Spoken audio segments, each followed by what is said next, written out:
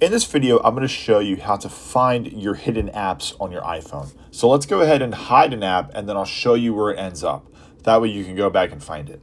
So let's go ahead, and I'm just going to pick a random app here, I guess. Here, I'll pick Chat GPT. So what you want to do is click and hold, and you're going to get a bunch of options here, and you want to go ahead and click on Require Face ID. And then go ahead and hit Hide and Require Face ID.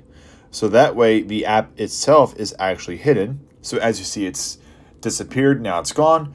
Now what you can do is, once you're at this point, is go ahead and swipe over all the way to your app library. And at the very bottom, you're going to have a hidden section. So that is where the apps actually go to.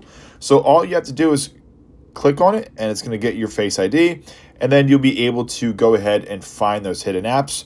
And then go ahead and click and hold. Let's choose Don't Require Face ID. And now that app is unhidden, and then you should be able to put it back onto your pages on your iPhone. But that's it. It's super simple and super easy to go ahead and find your own hidden